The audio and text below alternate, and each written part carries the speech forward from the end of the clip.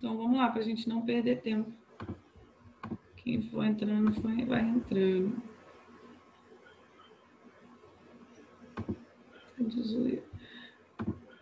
Olha só. Número 1. O crescimento de uma população... Deixa eu atualizar aqui.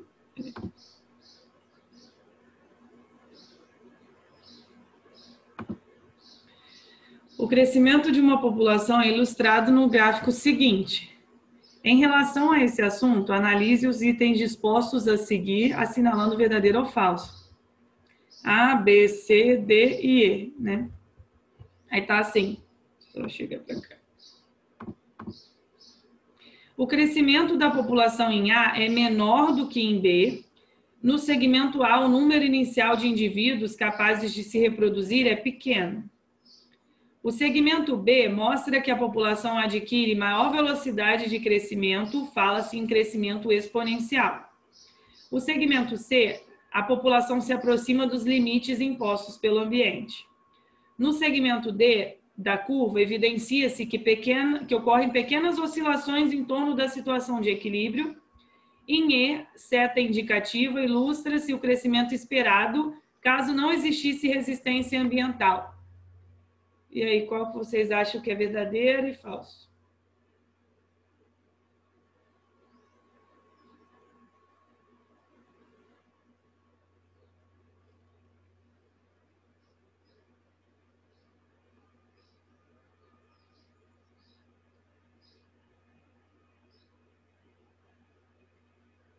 Eu acho que todas são verdadeiras, mas eu acho que não. Não sei explicar. E aí, quem mais?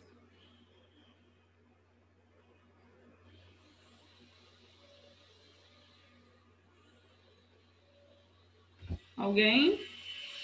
Olha só. Todas são verdadeiras. Acredite em você, Enzo. Todas são verdadeiras, tá?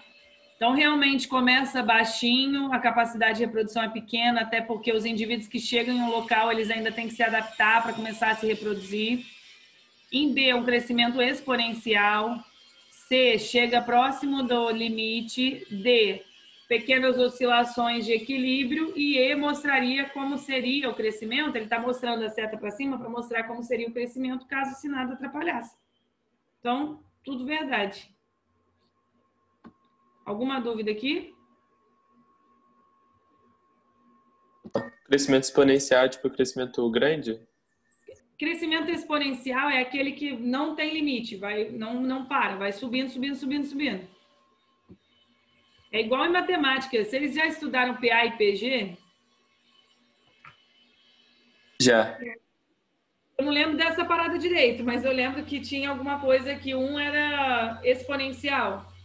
Que é tipo, tinha 2, aí de 2 foi para 4, de 4 vai para 8, de 8, 16, isso é exponencial, não é? É PA ou PG isso, gente? Nossa, alô bisteca, não lembro disso não.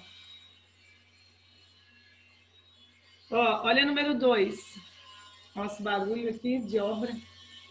Leia o texto a seguir. Agricultura. Inseto é usado para eliminar transmissor de greening, uma das doenças mais graves dos citros. Começam a surgir soluções para a mais cruel doença da citricultura brasileira, conhecida por um complicado nome chinês, que eu não consigo falar isso, ou ainda greening, em inglês, que já se mostrou mais agressiva que outras enfermidades dos laranjais, como o cancro cítrico ou a clorose variegada dos citros. Novas formas de combatê-la são muito bem-vindas, porque a indicação hoje é simplesmente arrancar a planta com raiz e fazer severas pulverizações de inseticidas. Já foram erradicadas cerca de 14 milhões de plantas de laranjeiras de 2005 a 2011. A mais nova solução para conter essa epidemia agrícola prevê o combate ao inseto transmissor da doença, Liberibacter, da bactéria que causa a doença.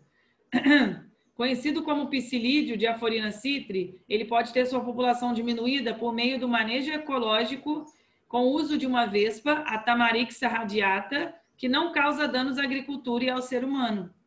Essas vespas parasitam os psilídeos ainda jovens, quando estão na fase de ninfa e não voam. ao colocar ovos no corpo do inseto transmissor da doença. As vespas, depois de saírem do ovo, destroem o ser parasitado. Aí, subindo. As vespas são liberadas no campo em número de 60 mil a 100 mil em áreas com altas populações de Diaphorina citri em uma relação de 400 vespas por hectare. Aí está mostrando esse gráfico aqui, ó. Tamanho populacional máximo suportado pelo ambiente.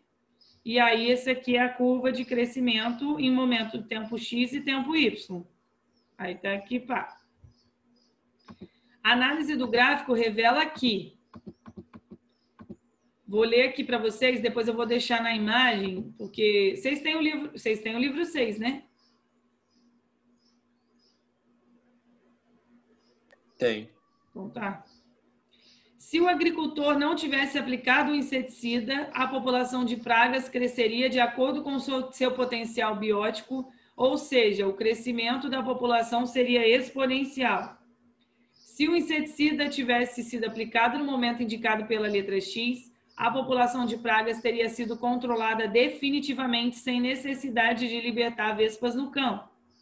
O controle da população de praga por meio do uso de inseticidas é muito mais eficaz que o controle biológico, uma vez que os seus efeitos são muito mais rápidos, têm maior durabilidade e não promovem bioacumulação. D. Se o agricultor não tivesse utilizado o inseticida no momento indicado pela letra Y, a população de praga dos citros continuaria aumentando rapidamente porque se trata de um inseto holometábolo.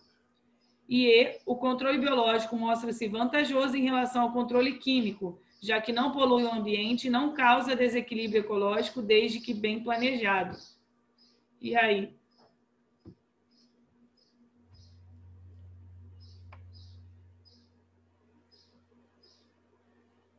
Letra E. A Júlia acha que é a letra E. Quem mais? Eu achei bem complicadinha, mas eu acho que é letra E também. Eu vou analisar cada uma delas para a gente ver por que não poderia ser elas, tá? Ó, se o agricultor não tivesse aplicado inseticida, a população cresceria exponencialmente? O que vocês acham? Acho que essa é falsa. Ainda mais que falou de potencial biótico. Vão ter outros fatores que controlam essa população. Então, não. Se o inseticida tivesse sido aplicado no momento X, a população de pragas teria sido controlada definitivamente? Você ia matar alguns, lembra que nada é 100%. Tá? Nada é 100%. A população das pragas, elas iam diminuir um pouquinho, mas depois ia voltar, porque sempre tem uma ou outra que consegue sobreviver ao inseticida. C. O controle da população da praga por meio de inseticidas é muito mais eficaz que o controle biológico? Não. O inseticida, a galera gosta mais porque você aplica e você já vê o resultado imediato. Mas o controle biológico, você mantém o resultado a longo prazo. Você está liberando a Tamarixa, né, que é um parasitoide no ambiente, e aí ele vai se estabelecer, vai se reproduzir, vai colocar ovos dentro do psilídeo, e aí depois desses ovos vão sair novas vespas. Então isso se mantém, é um ciclo que consegue se manter naquela lavoura, né? Além do que, inseticida promove bioacumulação. Não dura muito, tem que aplicar de tempos em tempos, então você está errado. Aí, D. Se o agricultor não tivesse utilizado o inseticida no momento indicado pela letra Y, a população de praga teria aumentado rapidamente, porque se trata de um inseto holometábolo. Aí é que está errado. Psilídeo também é hemimetábolo, não é holo. Tá? É ovo, ninfa e adulto. Então, letra E mesmo. O controle biológico é mais vantajoso, não polui, não causa desequilíbrio ecológico. Você só tem que estudar direito qual espécie você pode introduzir, porque você não pode introduzir uma espécie que vai competir com outras. Tá? Aí, deixa eu pegar uma de... Aqui, essa 5. Ó. Não, mas a 5 é discursiva. Eu quero fazer uma... Tá, a próxima não é.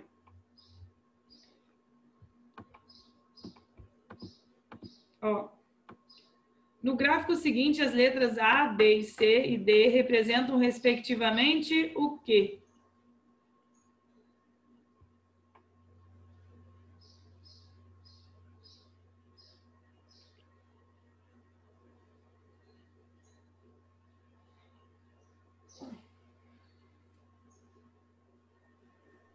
Letra B. Quem mais?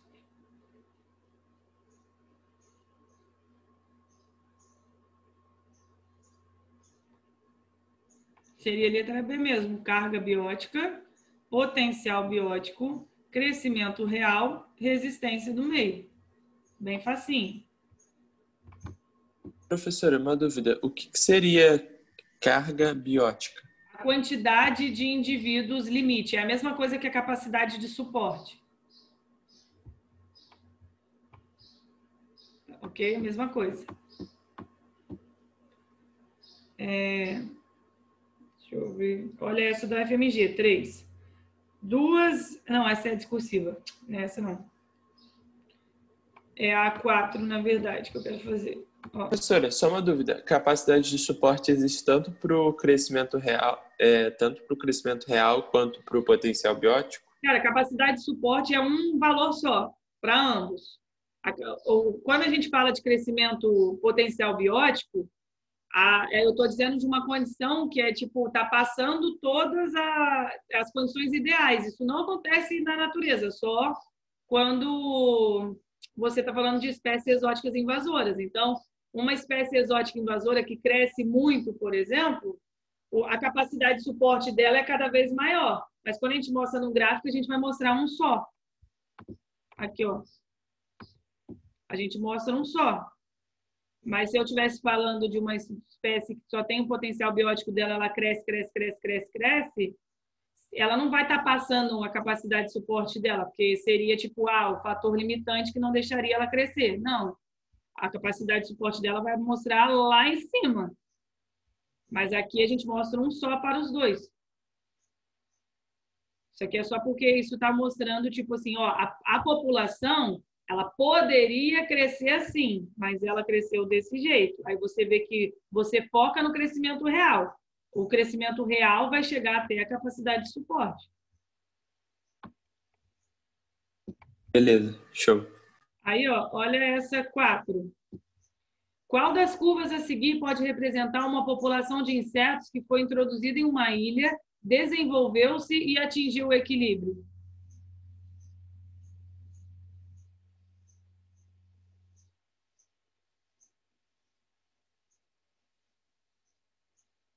Acho que